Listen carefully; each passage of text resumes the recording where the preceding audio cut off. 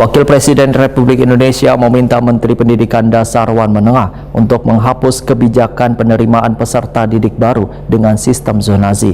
Kebijakan ini diambil lantaran dinilai selawas PPDB jalur zonasi diterapkan, kada seberatan wilayah di Indonesia bisa menerapkannya dengan baik.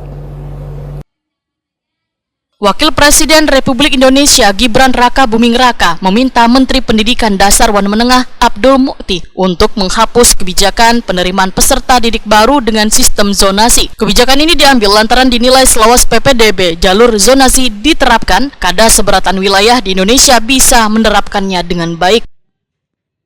Menanggapi adanya wacana kebijakan tersebut, Wali Kota Banjarmasin Ibnu Sina Waitakoni Prima TV Baisukan Sabtu 23 November 2024 memadahkan Sulawesi ini penerapan peserta didik baru sistem zonasi sudah sangat tepat, mengingat sistem zonasi ini menjadi pemicu kualitas pendidikan di satuan pendidikan menjadi merata, tanpa adanya sekolah-sekolah unggulan yang menjadi pilihan warga untuk menyekolahkan anaknya.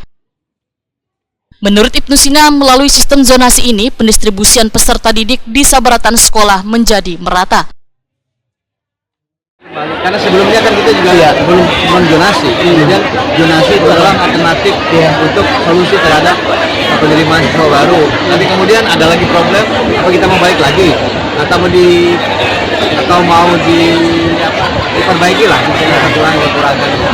Ada kuota-kuota khusus misalnya untuk menampung anak-anak berprestasi untuk bisa di sekolah favorit, gitu kan? Ada kuota tapi tidak semua. Jadi kalau tidak ada zonasi, anak-anak berprestasi, anak-anak yang lapis pertama, ranking 1 semua, pasti akan tertumpuk di satu sekolah. Ya kan? Dan kemudian kualitas pendidikan kita tidak akan merata. Karena tujuan zonasi itu kan memeratakan kualitas pendidikan, kualitas guru, dan mendistribusikan sekolah-sekolah ini agar terisi oleh anak-anak didik kita. Jadi sekolah yang ada di tengah kota dengan sekolah yang ada di pinggiran sama sebenarnya kualitas, itu yang diharapkan.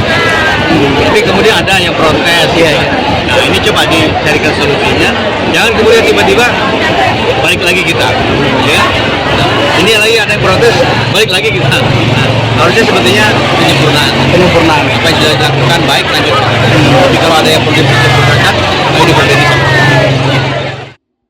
PLT Kepala Dinas Pendidikan Banjarmasin Ahmad Baihaqi memadahkan penerapan sistem zonasi dalam penerimaan peserta didik baru di setiap satuan pendidikan memang menimbulkan nilai positif dan negatif di tengah warga.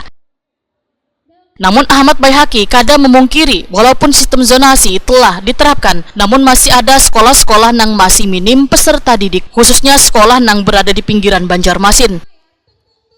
Permasalahan ini menjadi PR penting agar ke depan bisa mencarikan solusi terbaik dalam pemerataan peserta didik di setiap sekolah. Masalah zonasi memang ada nilai positif dan negatif, tapi kita lihat dulu permasalahannya apakah lebih banyak nilai positifnya.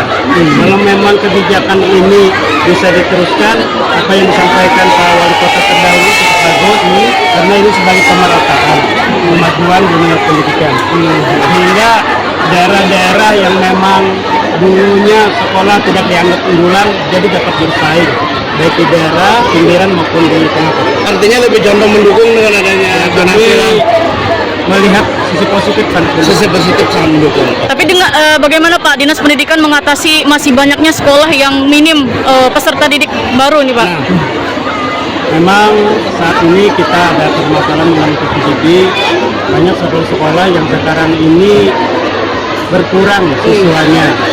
Padahal dulunya cukup banyak, mungkin ini keberhasilan dari program KB atau jumlah penduduk kita yang sudah berpindah. Nah, biasanya kita tahu dengan perpindahan tempat di sebuah komplek yang baru, sehingga disitu membuat sekolah ini menjadi berkurang.